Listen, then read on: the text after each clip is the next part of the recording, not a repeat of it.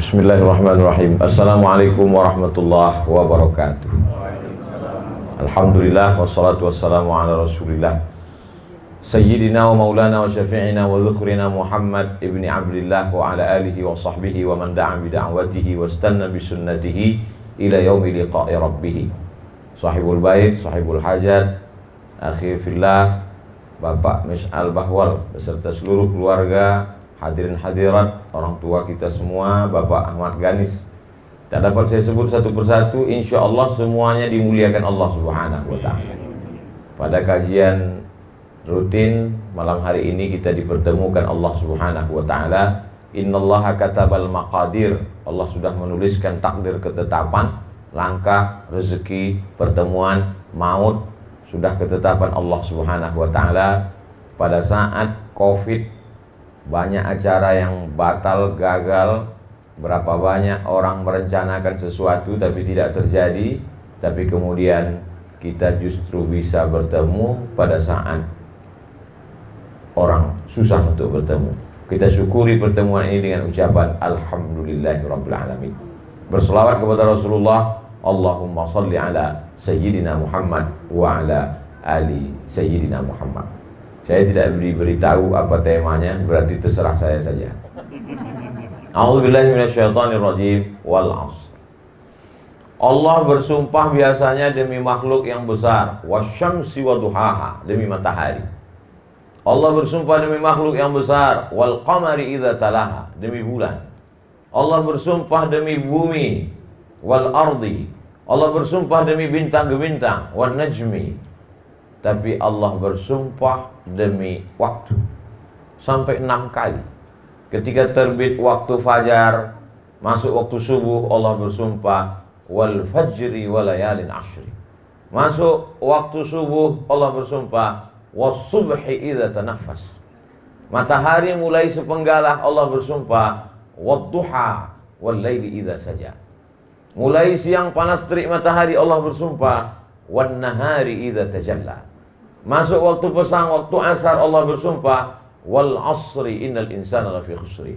Masuk waktu malam, Allah bersumpah 2 kali wal laili idza saja wal laili idza yaghsha. Kenapa Allah bersumpah demi waktu sampai 6 kali? Melebihi bersumpah demi matahari dan bulan. Padahal kalau diumpamakan menurut skala, kalau diletakkan bola basket, diletakkan di samping bola basket itu kacang hijau, maka kacang hijau itu adalah bumi dan bola basket itu adalah matahari.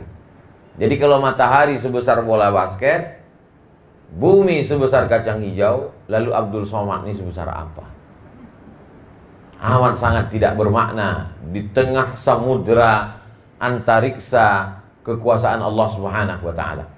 Tapi Allah bercerita tentang perputaran kita dengan waktu pagi, petang, siang, dan malam. Saya di Jakarta ini hari Kamis, hari Jumat, hari Sabtu, hari Ahad, 4 hari. Setahun saya datang ke Jakarta 4 kali. Sekali datang 4 hari. 1 hari ceramah 3 kali, pagi, siang, malam, macam makan obat. Hari ini bertemu pada kesempatan baik mulia dengan bapak-bapak, ibu-ibu yang dimuliakan Allah Subhanahu wa ta'ala. Tapi saya insya Allah bisa mempertanggungjawabkan waktu ini kalau ditanya Allah Subhanahu wa ta'ala. Hai Abdul Somad, pada hari Jumat, malam Sabtu, setelah Isya, di mana kau berada? Aku bersilaturahim di rumah saudaraku seiman, seakidah, sebangsa, setanah air. Apa yang kau bicarakan? Yang kubahas adalah kalam Allah, surat Al-Asr. Kenapa tiba-tiba ayat itu yang kau pilih? Kebetulan protokol buka pakai itu, jadi kulanjutkan saja. Wal asr. Sekarang waktu kita tidak dapat dipertanggungjawabkan. Begitu banyak waktu kita habis. Siapa yang menghabiskannya? Instagram, Facebook, WhatsApp. Waktu kami habis ya gara-gara Ustadz. Kenapa? Channel UAS Official, paket kami pun habis gara-gara itu juga Pak Ustadz. Alhamdulillah, mudah-mudahan bermanfaat. Kenapa demikian? Karena yang saya sampaikan mungkin ada yang tidak berkenan di hati, menyinggung perasaan hamba Allah yang dhaif. Selalu di akhir kajian saya mohon maaf, karena kalau itu sampai melalaikan dari Allah, saya pun ikut dituntut di hadapan Allah Subhanahu wa ta'ala. Tapi insya Allah Setiap ada orang mengatakan, Ustadz ini hari kelahiran anak saya, suami saya, bapak saya, tolong Ustadz berikan ucapan Barakallahu fi umrik, semoga Allah berikan berkah pada usiamu. Setiap menit, setiap detik akan diminta tanggung jawab di hadapan Allah Subhanahu wa ta'ala. Malam ini kita bisa bertanggungjawabkan. Andai Abdul Somad mati malam ini, ditanya Allah Ta'ala, hai Abdul Somad, bagaimana waktu yang kutitipkan padamu kau isi? Kuisi dengan baik ya Allah. Bertemu bersama orang baik, pada waktu yang baik, membicarakan yang baik. Mudah-mudahan kita selalu istiqomah dalam kebaikan. La tazulu qadama 'abdin yaumal qiyamah, kaki anak Adam tidak akan pernah bergeser pada hari kiamat hatta yus'al, sampai dia disoal, ditanya. Bercerita tentang pertanyaan bertemu dengan Allah nanti, pertanyaannya banyak sekali. La tus'alunna yauma idzin 'anin na'im. Semua nikmat yang diberikan Allah akan ditanya. Berapa kali kedipan mata, berapa detak jantung, berapa tetes darah dicuci buah pinggang, berapa hembusan napas dari paru-paru, semua akan disoal, ditanya Allah Subhanahu wa ta'ala. Tapi di antara pertanyaan itu ada 4 bocoran soal. Pertanyaan yang pertama adalah an umrihi fima afna, umur kemana saja kau habiskan. Bicara tentang masalah umur, kenapa tidak ditanya uang kemana kau habiskan? Uang nanti. Sampai hari ini belum ada orang lahir bawa kartu ATM. Kenapa tidak ditanya harta? Harta nanti. Nanti setelah punya jabatan, dapat harta warisan, durian runtuh, baru dapat. Tapi umur sudah dapat ketika kita lahir. Inna ahadakum yujma'u khalquhu fi batni ummihi arba'ina yawman nutfah. 40 hari dalam bentuk cairan. Summa yakunu 'alaqatan mithla dhalik. 40 hari dalam bentuk darah. Summa yakunu mudghatan mithla dhalik. 40 hari dalam bentuk daging. Cairan berubah menjadi darah, berubah menjadi daging. 40, 120 hari, yursalul malaku, dikirim malaikat, ditiupkan roh. Saat itulah kita sudah punya usia. Maka sebelum lahir ke dunia, kita sudah punya umur. Makanya kalau ditanya orang, berapa umurmu? Kau mau tanya cara penghitungan 3. Menurut kalender Hijriah, menurut kalender Masehi, atau menurut kalender ditiupkannya ruh. Mau yang mana? Ustaz Somad, kalau ditanya orang umurnya berapa? Ya tergantung. Saya jawab pakai bulan Komariah, Muharram, Safar, Rabiul Awal, 1 tahunnya berarti ada diskon 11 hari. Atau dijawab pakai Syamsiah, Januari, Februari, Maret, April. Tapi kalau dihitung menurut umur sejak ditiupkannya ruh ke alam rahim, maka kita semua selama ini sesungguhnya salah menyebut umur, karena kita jauh lebih tua daripada sejak hari kelahiran kita. Itu kan hanya kita serentak saja sepakat di seluruh dunia bahwa kita dihitung lahir sejak saat melihat alam semesta. Disitulah ditulis di akta kelahiran, lahir tanggal sekian. Namanya siapa? Thoriq. Yang betul alifnya panjang, Thoriq. Tapi memang tertulis begitu nama dia di surat. Namanya Thoriq. Rupanya lahirnya di jalan. Nama yang betul adalah Thariq. Was-sama'i wat-thariq. Saudara yang dimuliakan Allah Subhanahu wa ta'ala. Jadi bercerita tentang wal asr. Sampai-sampai apa kata Imam Muhammad bin Idris Asy-Syafi'i, meninggal di Fustat Kairo pada tahun 204 Hijrah. Seandainya Allah hanya menurunkan surat Al-Asr, tidak diturunkan 113 surat yang lain, lakafa, cukup. Saking kan hebatnya surat Al-Asr. Karena kalau setiap manusia dapat mempertanggungjawabkan setiap menit detik usianya, tidak akan ada orang yang sakau, tak ada orang yang mabuk, tak ada orang yang berzina, tak ada orang yang mencuri, tidak ada orang yang menipu. Kenapa? Karena setiap detik dia selalu muhasabah dirinya. Maka paling tidak laki-laki yang balik, berakal, sehat, tidak musafir, tidak cacat, maka dia mesti mendengarkan wasiat takwa dari khotib hari Jumat tadi. Laki-laki yang gagah perkasa itu mendengarkan wasiat khotib. Takutlah kepada Allah, karena semua akan mati, diminta tanggung jawab kemana waktu yang sudah diberikan Allah. Senin, Selasa, Rabu, Kamis, Jumat, Sabtu, Ahad, Senin, Muharram, Safar, Rabiul Awal, Rabiul Akhir, Januari, Februari, Maret, April, Mei, Juni, Juli, Agustus, Desember. Semuanya diminta tanggung jawab di hadapan Allah Subhanahu wa ta'ala. Iqra kitabak, hai Abdul Somad, baca buku catatan amalmu. Pergilah orang ke kantor Telkom. Ketika sampai mau bayar uang telepon, dia komplain, Tidak mungkin saya bicara sebanyak ini. Selama ini saya pakai handphone, pakai telepon rumah jarang-jarang. Kenapa tagihannya sampai 10 juta begini? Pegawai Telkom tidak mau ribut-ribut, dia diam saja. Dia cukup kasih print out, dia lihatkan. Ibu baca aja sendiri. Ibu memang tidak pakai, suami ibu memang tidak, tapi anak ibu malam-malam jam 2 itu ada printnya. Begitu juga dengan kita. Inna alaikum lahafizin, bersama kamu ada malaikat kiraman katibin, kiraman mulia, katibin mencatat. Ya'lamuna ma taf'alun, mereka tahu apa yang kau lakukan. Maka ketika orang faham makna wal asri, dia tidak ingin ada satu detik pun waktu itu terbuang sia-sia dan hampa. Kalaupun dia berkata-kata yang keluar dari mulutnya adalah nasihat, kalaupun dia diam, diamnya adalah fikir, geraknya adalah zikir.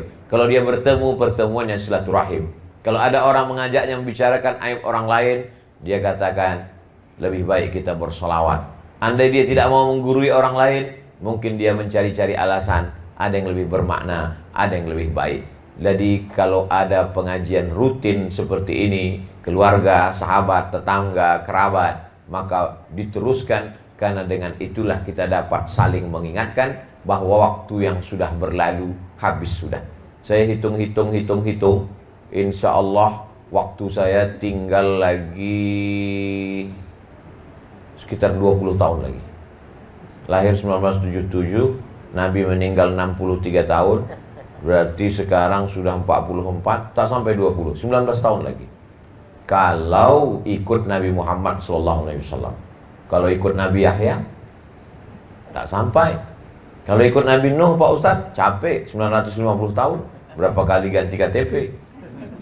Tapi yang jelas bahwa waktu kita tidak perlu minta, karena Allah sudah tetapkan. Jadi untuk apa orang banyak minta umur panjang, Ustadz? Minta umur panjang adalah minta barokah pada usia. Begitu kata Syekh Muhammad Mutawalli Asy'arawi. Jadi kalau sudah ditetapkan umurnya 40, tidak mungkin bertambah. Tidak mungkin bertambah. Lalu kalau memang sudah ditetapkan 40, ngapain orang minta Allahumma tawil umurana, panjangkan umur kami? Yang diminta adalah kualitas isinya. Saya nggak paham Pak Ustadz, botol sama-sama 600 ml. Sama botolnya, 600 ml. Tapi beda harganya kalau isinya air putih, dengan kopi ginseng, dengan madu asli, dengan emas. Jadi botolnya boleh sama, tapi isinya berbeda. Isinya itulah yang kita minta ketika kita minta umur panjang. Ada orang yang usianya hanya 17 tahun. Anak umur 17 tahun hafal Quran 29 juz, mandi di sungai, terpleset, meninggal, mati. 17 tahun. 30 juz bersarang di kepalanya. Tapi ada orang yang umur panjang, jangankan 30 juz 30 pun hilang-hilang timbul di kepalanya. Bapak Ibu yang dimuliakan Allah SWT, yang Ustadz sindir, yang Ustadz bicarakan ini jamaah? Enggak, saya sendiri. Banyak hafalan saya hilang. Oleh sebab itu, maka kita selalu meminta keberkahan usia. Kenapa? Karena usia inilah pertanyaan pertama yang akan dihadapkan di hadapan Allah Subhanahu wa Ta'ala.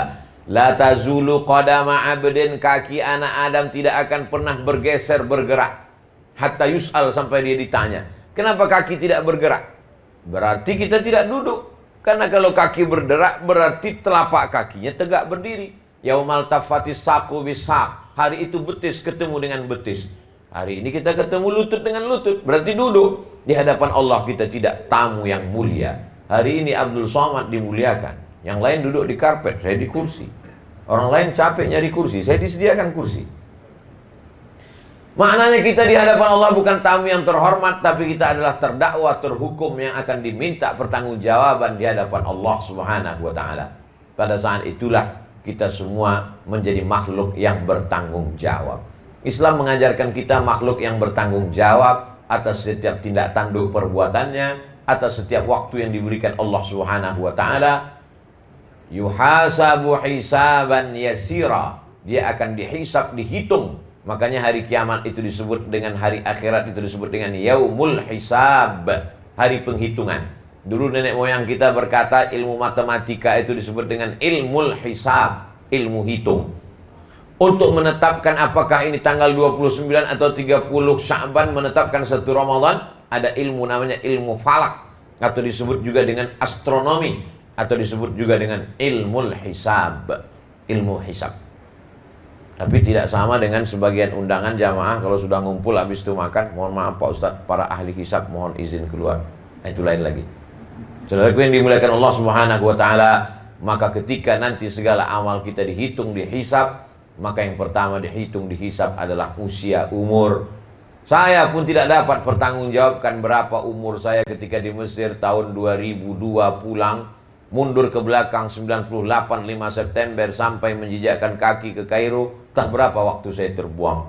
Setelah itu pergi saya ke Maroko, banyak juga waktu yang terbuang. Mudah-mudahan karena doa jamaah, doa kita bersama, diampunkan Allah segala silap dan salah kita. 10 menit di dalam WC pun orang bisa kena dosa. Makanya ketika keluar dia katakan, langkah kaki kanan, ghufranaka, ampunkan aku ya Allah. Memangnya dia buat dosa apa di dalam WC? Mana ada orang buat kesepakatan korupsi di WC? Kenapa tiba-tiba dia keluar dari WC dia katakan ghufranaka, ampunkan aku ya Allah? Karena ternyata selama di WC itu ada waktu yang terbuang luar biasa. Ada waktu yang terbuang. Ada yang bertanya ke saya, Ustadz Somad, ya, saya baru saja musafir dalam satu perjalanan. Terus, kebetulan karena mau buang air kecil ke toilet, mampir ke salah satu rest area. Di dalam WC itu saya maaf jongkok. Pas di depan saya ada tulisan, sejahat-jahatnya setan pun tidak mengisap tembakau saat jongkok. Apakah itu hadis Pak Ustadz? Tidak ada hadis, saya bilang. Kalau ada hadis cerita tentang tembakau, hadisnya palsu. Karena tembakau tidak sampai ke Nabi Muhammad SAW. Alhamdulillah Pak Ustadz kalau tidak hadis. Kalau gitu siapa yang buat? Nggak tahu. Mungkin dia sedang nulis itu pun sambil merokok juga. Saudara yang dimuliakan Allah Subhanahu wa taala.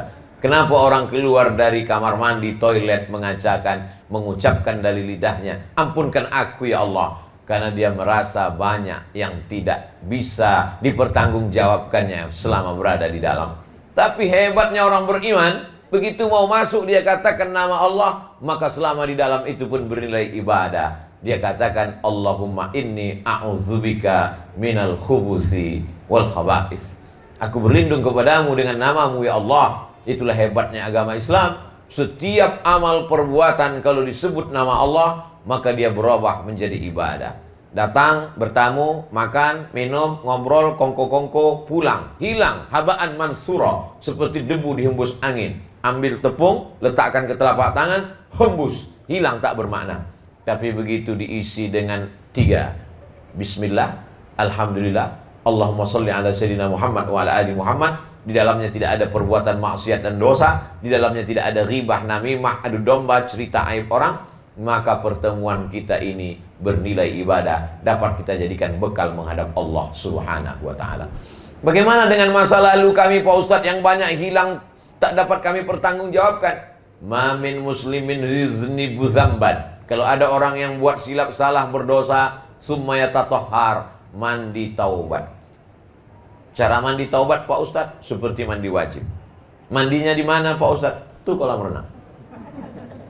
Basah dari ujung rambut ke ujung kaki. Mana yang dulu basah Pak Ustadz? Tidak diatur. Mau kepala dulu, mau kaki dulu. Kalau salto kepala dulu. Tidak diatur. Yang penting bersih semuanya. Bagaimana kalau dia tidak bisa mandi Pak Ustadz? Wudu. Tidak bisa wudu, tayamum. Tayamum tidak bisa juga, ditayamumkan.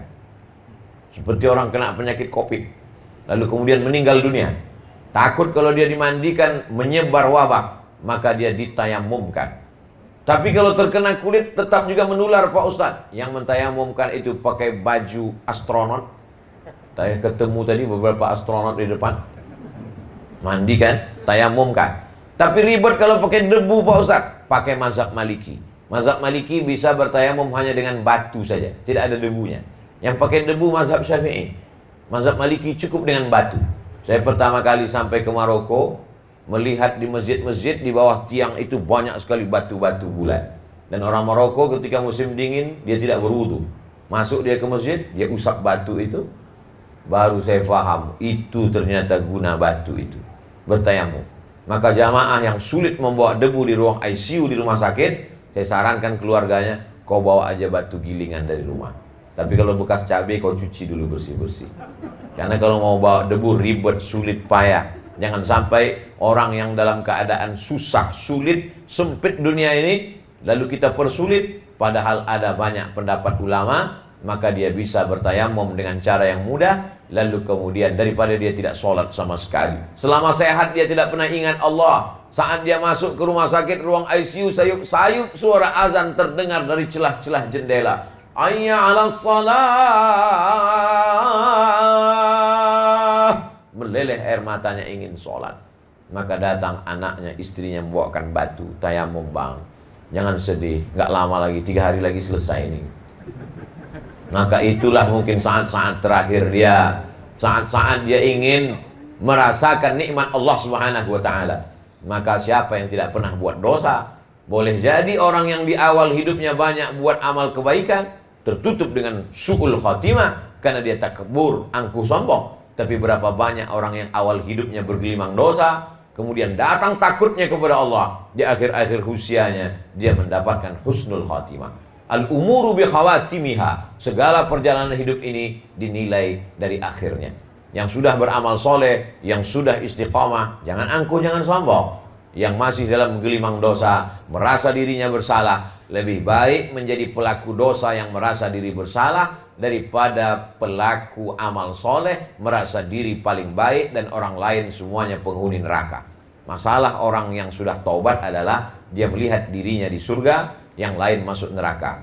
Paling mengerikan sekali, yang dianggapnya masuk surga itu cuma 4. Dia, bininya, menantunya, sama mertuanya. Lain daripada itu masuk neraka semuanya. Padahal kita tidak tahu, kita hanya berharap rahmat Allah Subhanahu wa ta'ala. Yang pertama kita bahas wal asr. Innal insana lafi khusr. Inna, sesungguhnya. Insan. Insan diambil dari kata uns. Uns artinya jinak. Kenapa manusia ini disebut insan? Karena dia jinak. Lawan dari liar.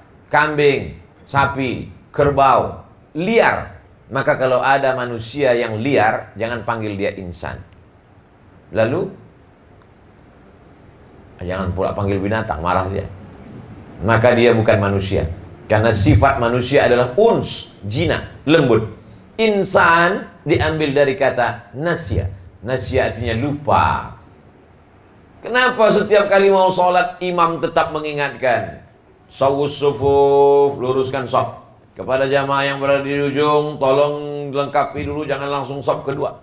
Padahal kemarin baru saja diucapkan luruskan shaf. Subuh tadi diluruskan shaf, zuhur diulang lagi.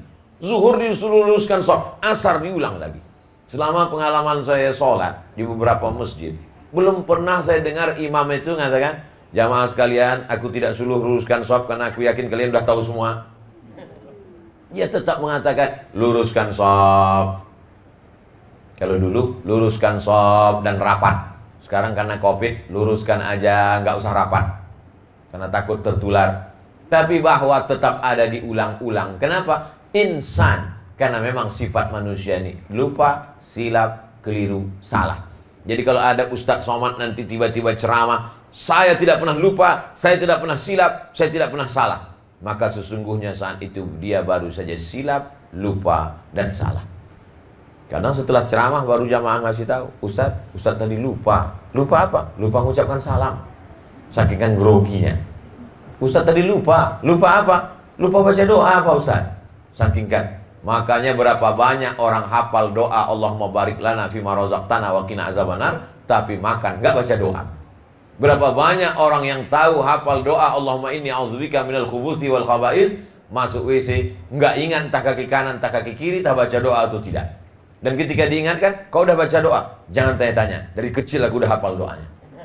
Dia hanya membenarkan dirinya, bukan mencari kebenaran. Siapa dia? Insan. Innal insana lafi. Hebatnya bahasa Arab, la panjang dengan la pendek beda. La tidak. Lafi sungguh.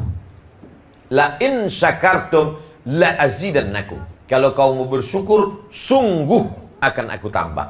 Wala in kafartum inna azabi lasyadid. Kalau kau kafir, kufur, maka azabku amat sangat. Jadi lam yang pendek itu maknanya penekanan makna. Yasin, innaka laminal, pendek. Makanya orang banyak baca Quran salah panjang pendeknya, salah makna, merubah makna Quran. Yasin, innaka laminal mursalin. Sesungguhnya engkau tidak termasuk rasul. Tapi kalau dia baca innaka laminal mursalin, sesungguhnya engkau wahai Muhammad sallallahu alaihi wasallam laminal mursalin, adalah sungguh salah satu dari rasul utusan Allah Subhanahu wa taala. Makanya ada ungkapan hadis, rubbatalil Quran wal Quranu yang anu. Berapa banyak orang baca Quran dilaknat Quran karena tidak tepat panjang pendeknya. Alhamdulillah Pak Ustadz, saya tidak pernah salah. Kenapa? Memang nggak pernah baca Quran. Kita tetap baca Quran. Bahwa kita silap dan salah dalam proses belajar dimaafkan. Jangan pernah berhenti belajar tajwid, tahsin, idgham, ikhfa, ghunnah, qalqalah, bila ghunnah. Maka kapan dia panjang pendek, mat tabi'i, mat asli. Nah, ini semua kalau kita segan malu panggil Ustadz 4 mata. Ustadz, saya mau belajar 4 mata. Kalau bisa anak istri saya jangan tahu, hilang marwah harkat martabat saya. Iya. Ketika pulang, istrinya senyum-senyum. Kenapa? Lupa matikan CCTV. Sudah ada rekamannya. Saudaraku yang dimuliakan Allah Subhanahu wa taala, innal insana lafi. 2 kali penekanan. Inna, sesungguhnya, lafi, sungguh, 2 kali sungguh. Khusrin, rugi. Semua manusia yang hidup ini rugi. Yang ganteng rugi, yang jelek rugi 2 kali. Yang kaya rugi, yang miskin rugi 2 kali. Yang punya jabatan rugi, yang rakyat jelata rugi 2 kali. Kenapa? Karena hanya sekedar singgah di dunia, merangkak, tegak, berlari, remaja, dewasa, sakit, mati. Sakit, mati, sakit, mati, sakit, mati. Akhirnya orang mengambil kesimpulan, nunggu sakit, baru mati. Padahal ini bukan hukum umum, bahwa banyak orang yang tanpa sakit pun mati. Covid mati, Covid mati, Covid mati. Disangka orang kena Covid baru mati. Padahal berapa banyak orang yang mati setelah diperiksa check up positif meninggal juga. Saya bukan mengatakan kita jangan takut Covid. Saya juga ingin mengatakan jangan terlalu takut. Saya ingin mengatakan bahwa kematian tidak mengenal tua dan penyakit. Kenapa kamu sehat sampai hari ini? Saya rajin 4 sehat, 5 sempurna, rajin olahraga Pak Ustaz. Kalaulah olahraga bisa memperpanjang umur, kenapa banyak orang mati habis jogging? Meninggal dunia.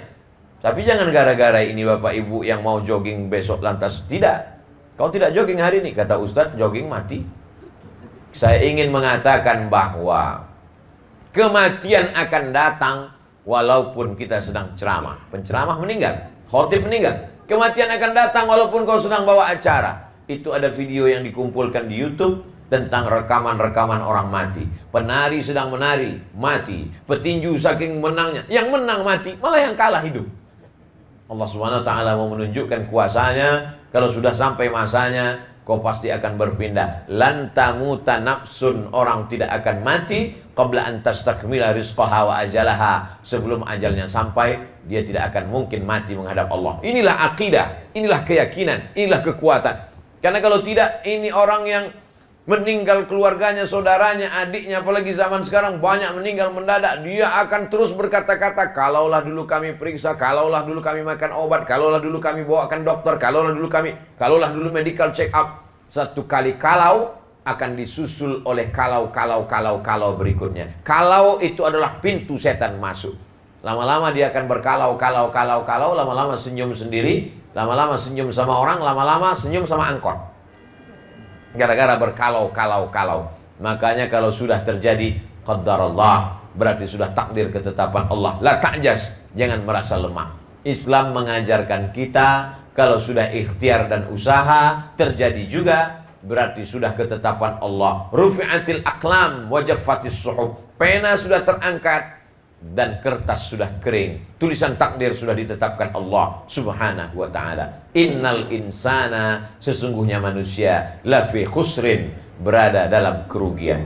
Jadi kalau begitu Ustaz Somad juga rugi, Ustaz Somad rugi. Ibu-ibu pun rugi, ibu-ibu rugi. Bapak-bapak juga rugi, bapak-bapak, anak-anak, orang tua, dewasa, semuanya rugi. Lalu yang tidak rugi itu siapa? Masuk pembahasan yang ketiga. Illalladzina amanu, kecuali orang yang percaya.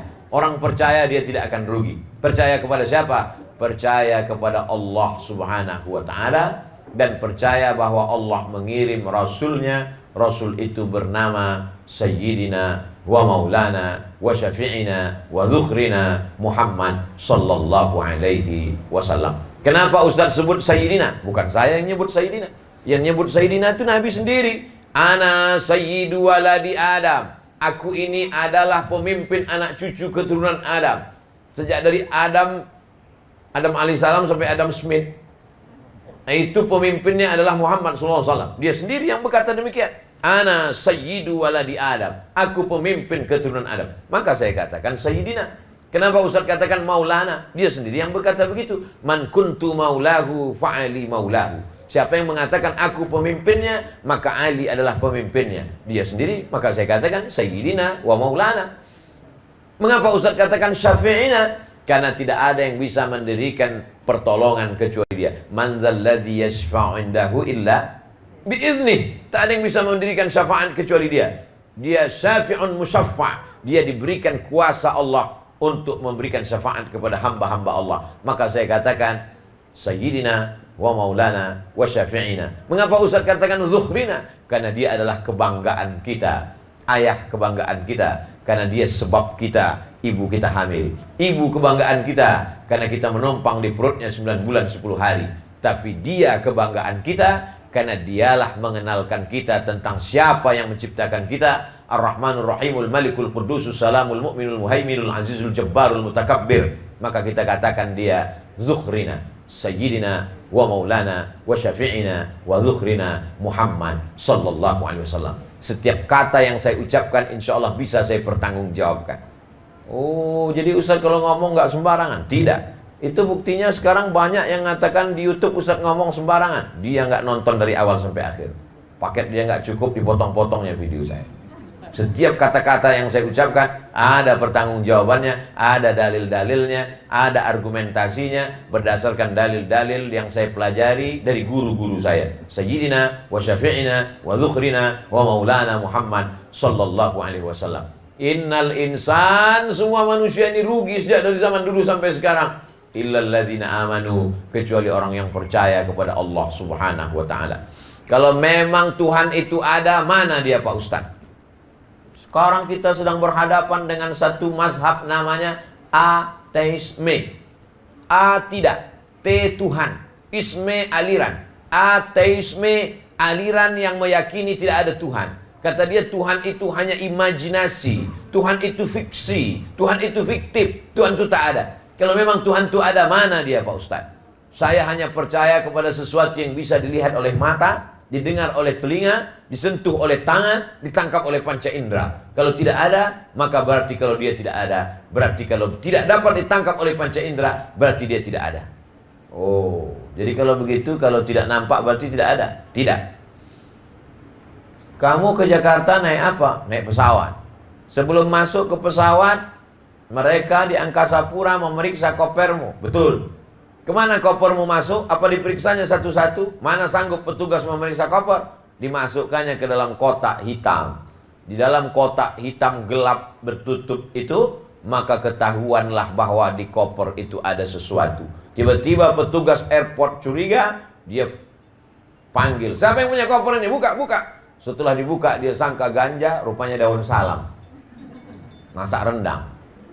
Dari mana petugas airport bisa tahu di dalam koper itu ada daun salam padahal sudah dimasak, direndam, digodok? Bisa. Ternyata ada cahaya di dalam ruang gelap itu, nama cahayanya X-ray.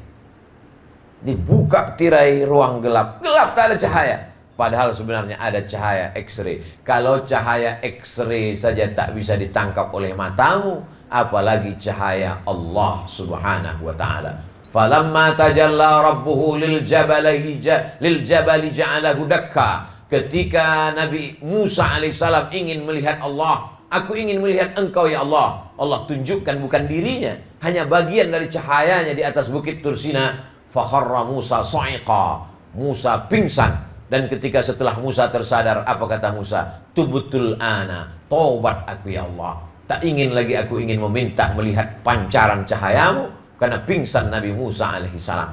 Abdullah bin Abbas ditanya, wahai Abdullah bin Abbas, ya, sebesar apa cahaya yang dilihat oleh Musa ketika dia pingsan itu? Abdullah bin Abbas tidak menjawab dengan kata-kata, dia jawab dengan ujung jarinya. Sebesar ujung kelingking cahaya yang dilihat oleh Nabi Musa di atas bukit Tursina. Naik saya ke atas bukit Tursina jam 2 malam sampai menjelang azan subuh, nampak batu-batu kecil bertebaran, ada musola kecil di atas. Saya tanya imam masjid, bagaimana Nabi Musa alaihissalam? Ketika Nabi Musa melihat cahaya itu, hancur berkeping batu-batu ini, maka sampai hari ini ditunjukkan Allah kuasanya. 3 umat berada di atas menantikan terbitnya matahari. Orang Yahudi membaca Talmud, Zabur, Taurat sambil menunduk. Orang Nasrani berada di atas, ada gerejanya. Dan orang Islam pula ada musola surau kecil di atas. Semua orang Islam yang naik ke atas masuk ke dalam musola. Apa mau sholat subuh? Kedinginan, minta ampun angin kencang. Saudara yang dimuliakan Allah Subhanahu wa taala, jangankan mau melihat pancaran cahaya Allah, melihat cahaya X-ray pun matamu tak bisa menangkap. Kalau tidak bisa dilihat oleh mata, saya tidak percaya Pak Ustadz. Oh, jadi kalau tidak bisa dilihat matamu, kau tidak percaya? Tidak. Pernahkah engkau melihat wajahmu? Pernah. Karena ada cermin. Bagaimana kalau cermin tak ada? Wajahmu pun tak bisa kau lihat. Kalau begitu wajahmu tak ada karena tak bisa kau lihat. Bagaimana ceritanya awal manusia bisa melihat wajahnya? Ketika seorang manusia letih lelah dalam perjalanan panjang, berhenti dia bernaung di bawah kayu yang rindang. Di bawah pohon kayu itu ada air tergenang. Kira-kira seperti air inilah. Kayu rindang, ada air tergenang. Dia lihat ke air itu, dia lihat nampak wajahnya. Itulah cikal bakal cermin awal mula manusia melihat wajah. Kalau melihat wajahmu saja kau tak bisa, bagaimana kau mau melihat wajah Allah Subhanahu wa taala? Jadi kalau ada nanti orang menantang-nantang, kalau tidak bisa lihat mata, maka saya tidak percaya Tuhan itu ada. Bawa dia ke rumah Pak Mis'al, suruh nengok wajahnya di situ. Setelah nampak, cemburkan dia ke dalam. Biar sadar dirinya bahwa dia tidak ada apa-apanya di hadapan kuasa Allah Subhanahu wa taala. Bule-bule yang putih datang pergi ke pulau Bali di pantai Kuta untuk berjemur. Untuk apa? Menghitamkan kulit yang putih. Apa yang datang? Cahaya ultraviolet. Apa nampak hitam itu masuk dari matahari ke kulitnya? Tak nampak. Tapi ada. Tidak semua yang ada bisa kau lihat oleh matamu. La tudrikuhul absaru wa huwa yudrikul absara. Allah tak bisa kau tangkap dengan matamu, tapi Allah bisa melihat pandangan segala yang halus. Tapak kaki semut yang hitam, di atas batu yang hitam, di tengah samudra yang gelap, di tengah malam yang kelam, nampak Allah Subhanahu wa taala. Allah bisa dirasakan dengan rasa orang yang takut kepada Allah Subhanahu wa taala. Nun, kau yang jauh di sana, padahal orangnya amat sangat dekat. Kenapa mulut berkata jauh?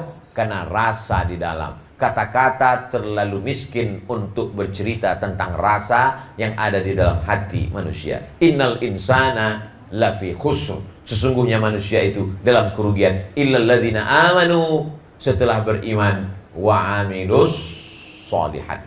Dalam Islam tidak cukup hanya teori iman. Aku percaya kepada Allah, percaya kepada Muhammad SAW, percaya kepada Quran, percaya kepada malaikat, percaya kepada hari kiamat, percaya kepada takdir. Buktinya mana? Maka mesti ditunjukkan dalam bentuk amal nyata konkret yang bernama amal soleh. Iman tak bisa dilihat. Makanya di KTP kita tidak ditulis agama iman, karena iman tak bisa dilihat. Tapi yang ditulis disitulah agama Islam. Islam 5 itu bisa dilihat. Pertama syahadat, bisa dilihat dan didengar. Mau masuk Islam? Iya, coba bersyahadat. Mohon maaf Pak, saya syahadatnya dalam hati aja. Gak bisa. Al-tasdiqu bil qalbi, percaya dalam hati. Wal iqraru bil lisani, dinyatakan dengan lidah. wal amalu bil arkani, dilaksanakan dengan anggota tubuh. Selesai sholat Jumat nanti kepada seluruh jamaah jangan pulang dulu, karena ada saudara kita yang baru saja dapat hidayah malam tadi akan bersyahadat dipimpin oleh imam. Asyhadu an la ilaha illallah, asyhadu an la ilaha illallah, wa asyhadu anna Muhammadar Rasulullah, asyhadu anna Muhammadar Rasulullah. Satu masjid tahu. Mengapa satu masjid mesti tahu? Karena kalau dia tidak bersyahadat di depan orang banyak, mati dia bersyahadat di kamar sendirian, siapa yang mengurus jenazahnya? Setelah dia bersyahadat, kita mengurus akidahnya. Tidak hanya sekedar menyaksikannya bertanda tangan, mengeluarkan sertifikat mu'alaf, tapi kita juga memberikan kain sarung, mengontrol sholatnya. Maka dibuatkanlah apa yang disebut dengan mu'alaf center. Dibimbing kajian-kajian khusus, diberikan pengenalan Islam. Ada teman saya, kawan saya, sahabat saya sekantor mau masuk Islam, Pak Ustaz. Jangan dipersulit. Aku mau masuk Islam. Bagus. Katanya dalam Islam itu sholat banyak. Enggak. Cuman sholat maghrib aja. Jangan dia dipersulit. Ini ada kawan sahabat mau masuk Islam. Aku mau masuk Islam. Coba sebutkan berapa sholat. Sholat maghrib, sholat subuh, sholat zuhur, sholat asar, sholat isya, qabliyah, ba'diyah, witir, qabliyah, ba'diyah, istikharah, sholat idul fitri, idul adha. Gak jadilah masuk Islam. Dia mau masuk Islam, mendengar ceramah di halaman masjid, khotibnya bercerita, yang pertama kali berkhitan adalah Nabi Ibrahim alaihissalam. Umurnya 80 tahun, dipontong pakai kampak. Gak jadi dia masuk Islam. Ketakutan. Nabi mengatakan, basyiru, berikan kabar gembira. La tunafiru, jangan buat orang lari dari Islam. Yassiru, berikanlah kemudahan. La tu'assiru, jangan dipersulit. Makanya kalau ada orang bertanya ke saya tentang gimana Islam itu Pak Ustaz, mudah, kau bersyahadat aja. Asyhadu an la ilaha illallah, asyhadu anna Muhammadar Rasulullah. Habis itu Pak Ustaz masuk surga. Syaratnya Pak Ustaz mati dulu. Ini gitu mudahnya dalam Islam. Ustaz terlalu memudah-mudahkan. Bukan saya, Nabi yang bicara. Man qala la ilaha illallah Muhammadur Rasulullah dakhalal jannah. Siapa yang mengatakan la ilaha illallah Muhammadur Rasulullah masuk surga. Kalau saya masuk Islam Pak Ustaz, bacaan-bacaan sholat Al-Fatihah. Ayatnya Pak Ustaz kulhu. Masa pendek gitu Pak Ustaz? Yang udah lama Islam aja kulhu kok. Saudara yang dimuliakan Allah Subhanahu wa taala, jangan dipersulit. Ini ada orang mau masuk Islam, ayat yang pertama diajarkannya mentang-mentang dia yang membimbing, langsung Yasin. Saudara yang dimuliakan Allah Subhanahu wa taala, illal ladzina amanu wa amilus sholihat. Bicara tentang amal soleh, saya bukan imam Masjidil Haram, saya bukan ustadz, saya bukan profesor, saya bukan doktor, saya bukan LCMA, saya bukan kiai, bukan habib, bukan. Beramal soleh bisa dilakukan seorang ibu. Dia ajarkan anaknya bagaimana sebelum tidur malam cuci kaki, cuci tangan. Ibu-ibu zaman dulu begitu. Kalau mau tidur, cuci tangan, cuci kaki, makan obat cacing. Padahal alangkah indahnya kalau dia ajarkan berwudu, sholat witir sebelum tidur. Indah. Simple ibu mengajar. Sebelum makan, Allahumma barik lana fima razaqtana. Sebelum tidur, bismika Allahumma ahya wa amut. Sebelum masuk toilet, Allahumma inni a'udzubika minal khubuthi wal khaba'its, langkahkan kaki kiri. Masih ingatkah ibu kapan pertama kali mendengarkan bacaan Al-Fatihah anak? Baca Fatihah anak.